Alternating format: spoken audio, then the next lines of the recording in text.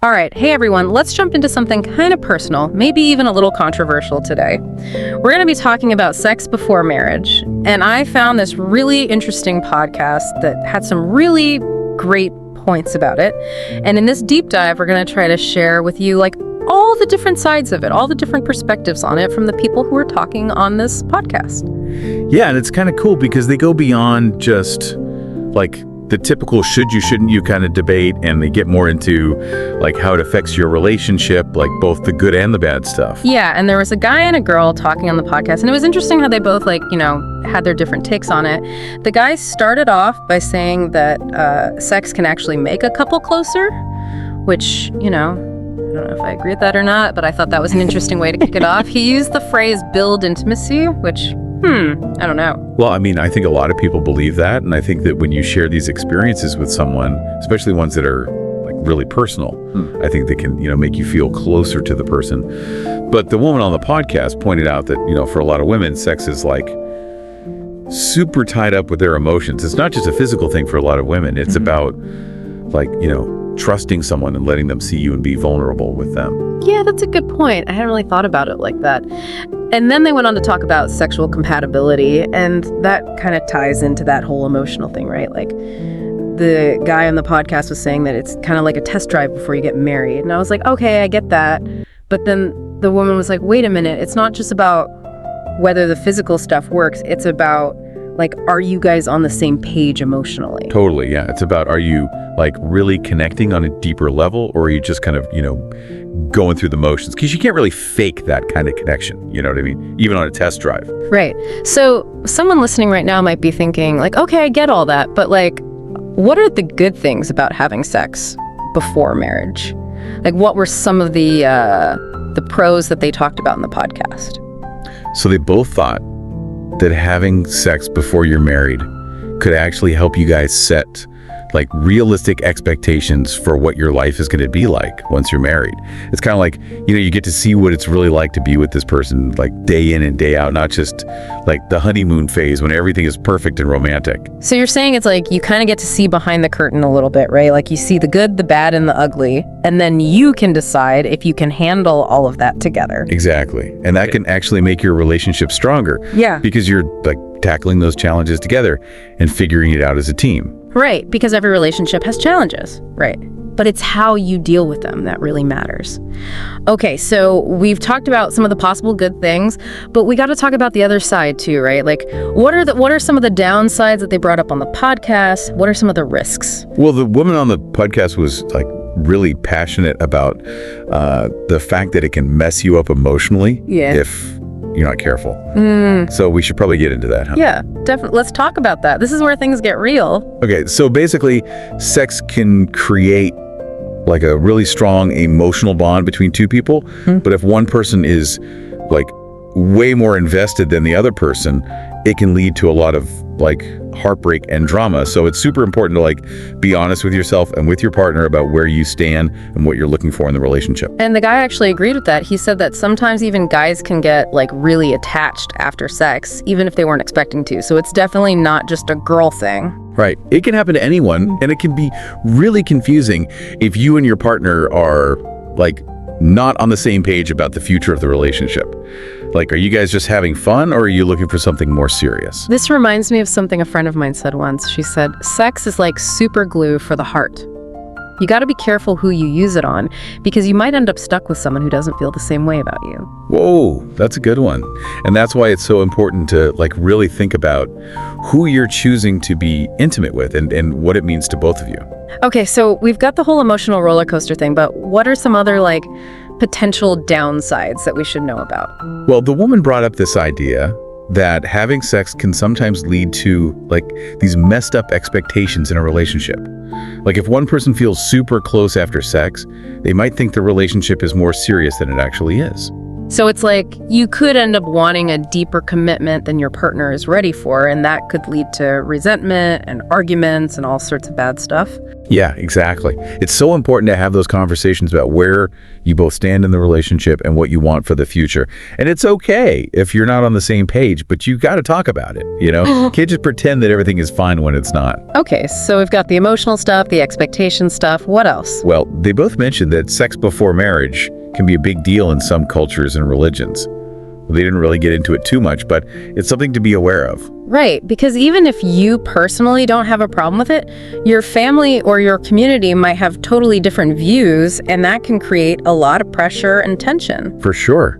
And the woman was really concerned about the societal pressure and the guilt and shame that women often face around sex, even if they don't personally believe that it's wrong. Yeah, it's like there's this whole unspoken rule that women should be pure and innocent before marriage, and if they're not, then they're somehow damaged goods. Right, and that kind of thinking can be really harmful and make women feel ashamed of themselves for no reason. So how do we deal with that? How do we navigate those societal pressures, especially when they go against our own personal beliefs? That's a great question, and we'll definitely talk more about that later. But first, I think we got to address the big elephant in the room, the physical risks of having sex. You mean like STDs and unplanned pregnancies? Yeah, those are definitely real concerns. And the woman pointed out that a lot of times women end up carrying a bigger burden when it comes to those risks. Because even if it's a mutual decision to have sex, if something goes wrong, like an unplanned pregnancy or an STD, it's often the woman who has to deal with the consequences more directly. Right. And that can be a huge deal, both physically and emotionally. So someone listening to this might be thinking okay, this is getting kind of heavy. Is it even worth it? Well, I think the main thing to remember is that there's no right or wrong answer here. What's right for one person might be completely wrong for someone else. Yeah. It all comes down to your own values and understanding the risks and making choices that feel good for you. And that kind of leads us to the next part of our deep dive, which is all about personal beliefs and communication. Right, because at the end of the day, you got to figure out what you believe, and then you got to be able to talk about it openly and honestly with your partner. Okay, so let's get into that. What did they say about personal beliefs and communication?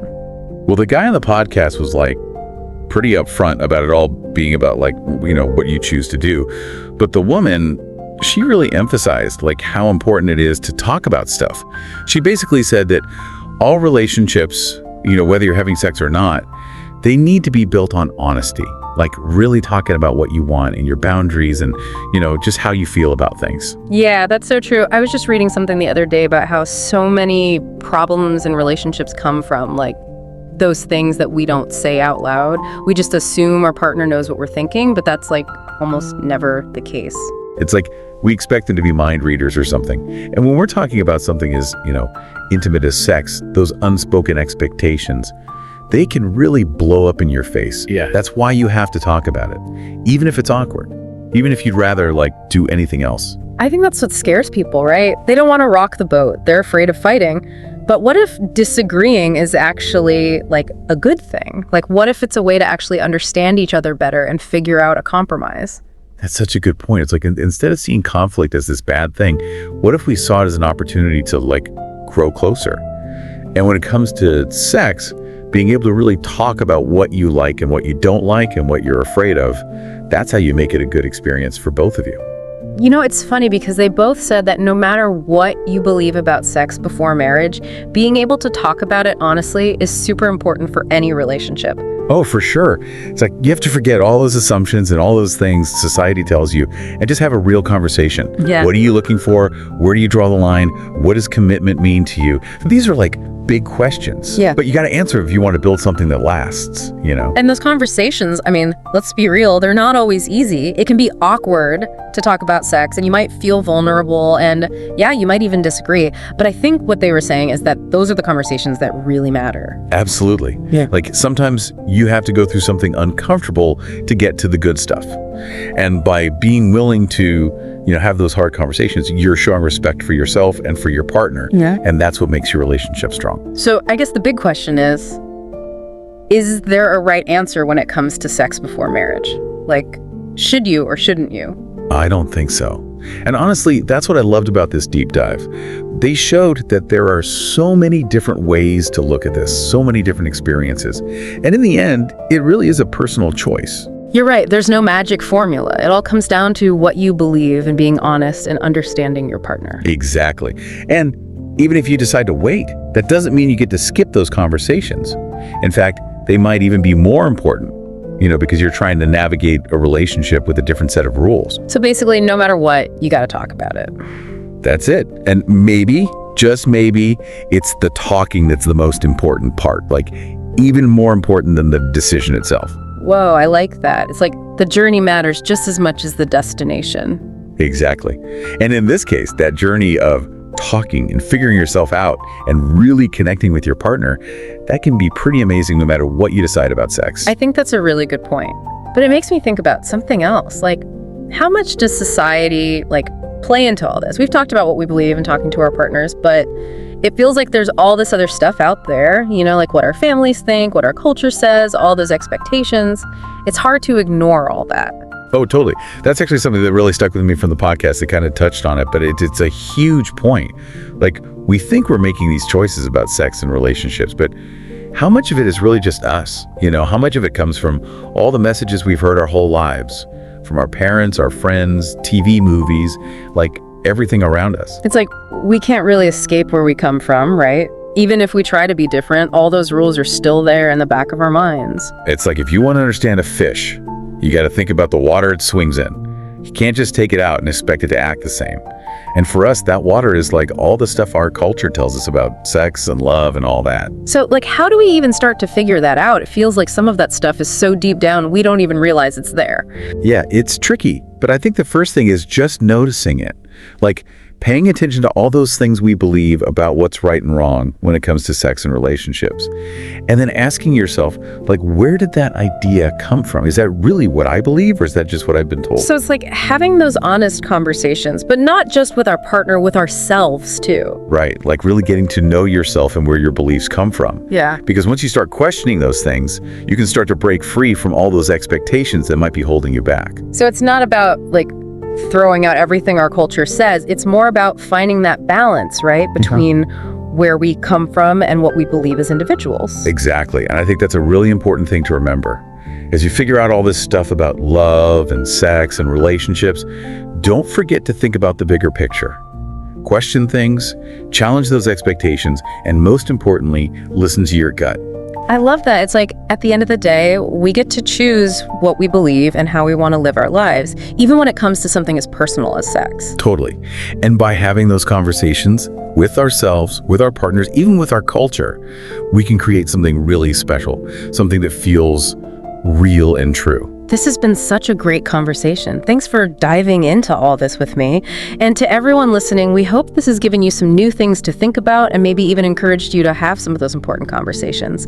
Until next time, keep exploring, keep asking questions, and keep talking to each other.